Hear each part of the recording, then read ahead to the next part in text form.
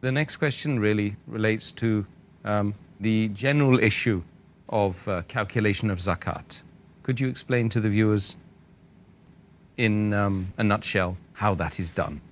There are two methods of zakat can be calculated, because zakat is payable when you have it for 1 year.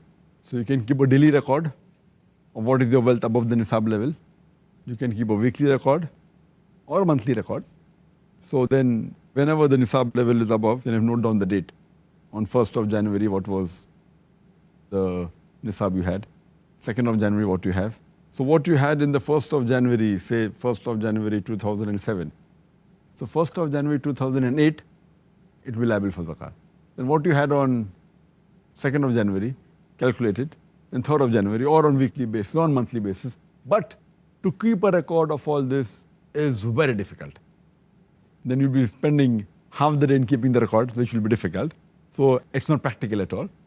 The easier method and a safe method, where mistake, inshallah, would be avoided, is picking one particular day in the full year and calculate it exactly 1 year after that. Most of the people prefer Ramadan because it is the month of charity and you get more blessings and more rewards. But Ramadan is not the only month that you have to pick up. You can pick up any day of the year. But it should be calculated according to the Hijri calendar, not according to the solar calendar. So 1st of January 2007, 1st of January 2008 is wrong. It should be 1st Shaban or 1st of Hajj. But since Ramadan is the most pious month, 1st of Ramadan, you can take any day of Ramadan. If you take 1st of Ramadan, calculate all the assets that you have. And next year,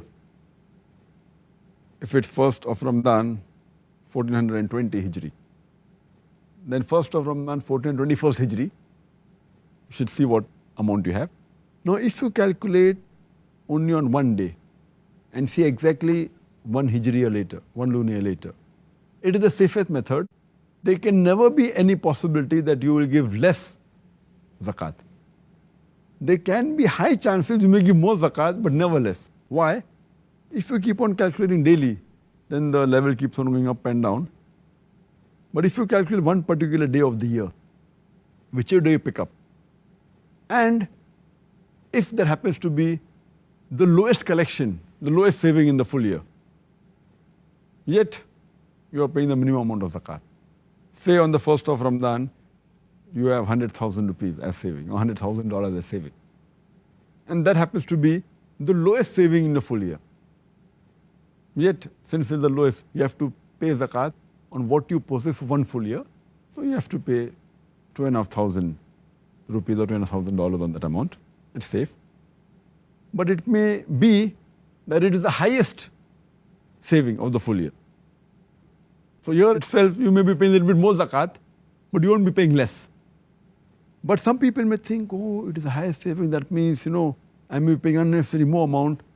There are chances you may pay more, but there are no chance you will pay less. Because even if it is the highest, and if you think that you will try and catch the lowest point may keep on changing. It may be in the month of Shaban, it may be in the month of Rajab, maybe in the month of Hajj. And then if you try and catch that point, next year it will again change. So if you try and catch that point, there are high chances you will pay less zakat. So best is to pick up one point, one day in the full Hijri calendar, and keep on taking that every year. And you'll be less assured that you will never pay less zakat, you may pay more. Because if the wealth keeps on fluctuating up and down, you have to pay on what amount you possess for the full year. Yeah. But the lowest point once, maybe Shaban, the other may be Ramadan, the third may be Hajj, maybe any month. The safest is to pick up any one and keep on sticking to that year. And inshallah, you'll never pay less. You may pay more. Sometimes 10% more, 20% more, 30% more. It will never be less, inshallah. So this is the safest method and it's the best method. And on this day, whichever day you pick up, you have to calculate all the savings you have, whether in cash, what is the bank balance, what is the gold you possess, whether in the form of jewelry, whatever stock you possess, whether in shares, whatever investment, all this you put together, or your business, the stock trade of your business, all put together. If you're due to receive some amount from someone, even that has to be calculated because he has given a bit late, but yet it's your property. Or if you have given some loan to someone, that has to be calculated. But if you have to give some money to someone, that has to be deducted from your amount. For example, you have taken a loan of $100,000 or 100,000 rupees, and the total amount is 500,000 rupees that you have in your home, cash in hand, cash in bank, stock, everything. So you have to minus from 500,000, 100,000. So you have to pay zakat on 400,000.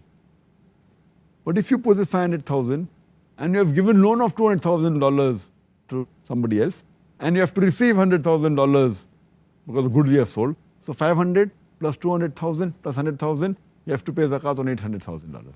So in all, you have to calculate on one particular day of the year, and then you have to pay zakat 2.5% on that.